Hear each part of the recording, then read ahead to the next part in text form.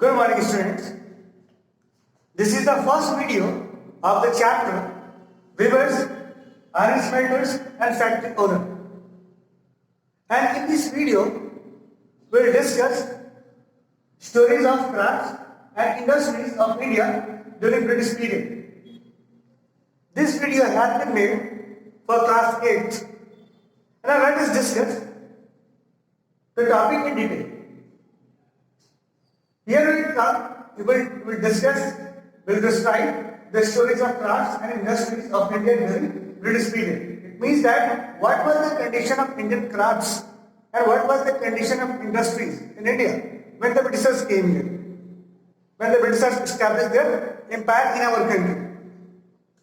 Thereafter we will discuss that how industrialization in Britain, it was connected with the colonization. On one side, they were making different countries their colonies, and on the other side, how the industrialization was going on in their own country. So how it was connected, how the industrialization process in England and the colonization process, it was connected. So we will try to figure it out. Now after that, we will try to understand that what was the condition of Indian textile in pre-British period. I mean to say, before the Britishers were not there, what was the condition of Indian textile? How the Indian textiles were exported to different parts of the world? Whether there was a demand for the Indian textile, was there or not?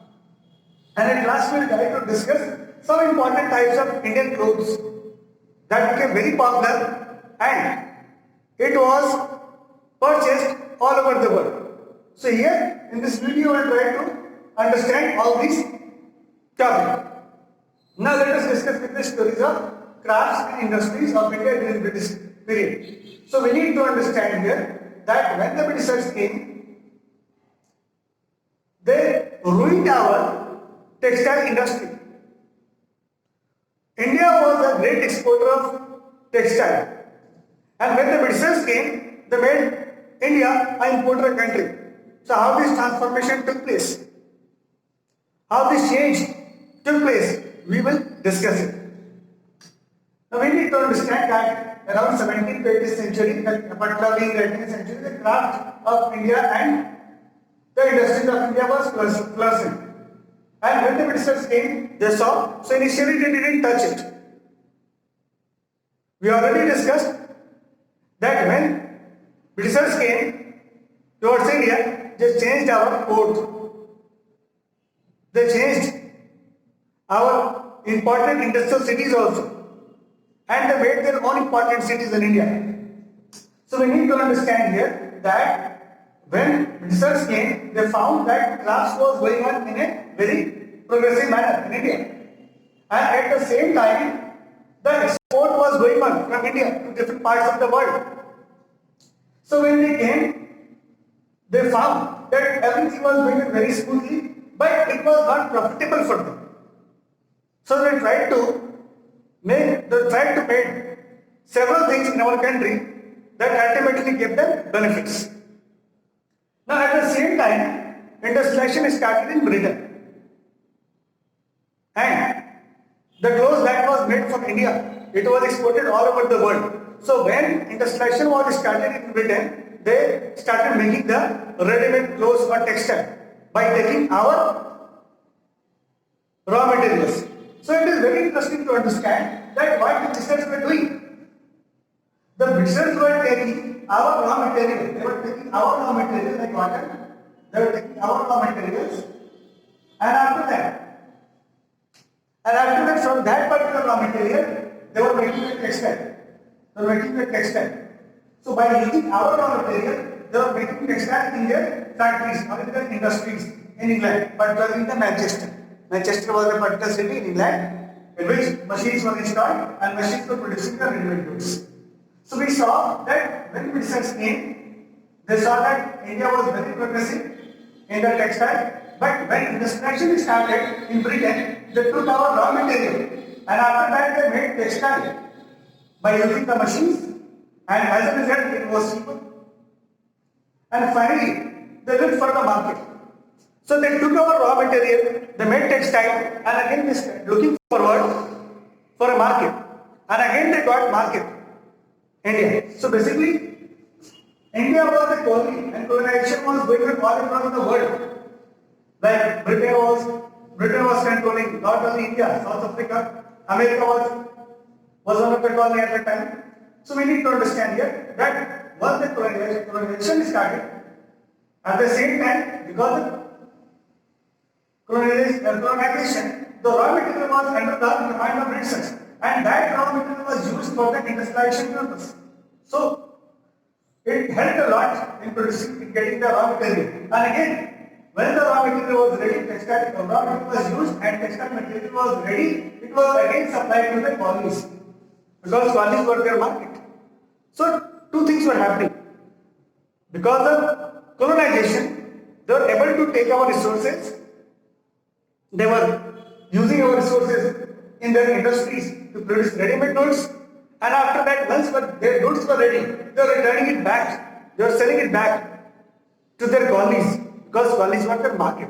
So here the colonies were market as well as the producer of raw materials for the British industries. So that is quite interesting to understand that Britishers used colonies for serving dual purpose. First for getting the raw material and second for selling their products. So India that was selling or that was exporting or that was very prosperous in terms of textile, now it started purchasing the ready-made clothes that was coming from Britain, from the industrial Manchester, because it was cheaper in character of it. Now let us go and understand what was the situation before the Britishers were not there in India. How the Indian textile became very popular, how it was going to dominate the world. We need to understand here that in the pre-British period, when the Britishers were not there, Indian textile were in great demand all over the world because of its finest quality, particularly the cotton and silk. Cotton and silk clothes were in great demand all over the world, and it was unparalleled. So that is why people from all across the world were coming towards India to purchase our clothes. They were giving us silver. So we were getting the silver, we were getting the gold, and in return they were getting our clothes. Apart from spices, they were also looking for clothes. So two things were very popular at that time, our textile and of course our spices. Now we need to understand here, I have written here three important types of clothing. So muslin, calico and patola.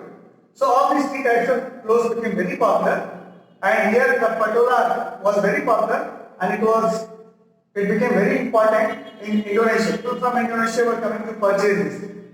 Similarly, people from Iraq was coming to purchase Muslim type of cloth or textile. And similarly, Portuguese came here and they took our cloth, and that is why they named it calico, because it was taken from Calicut in Kerala.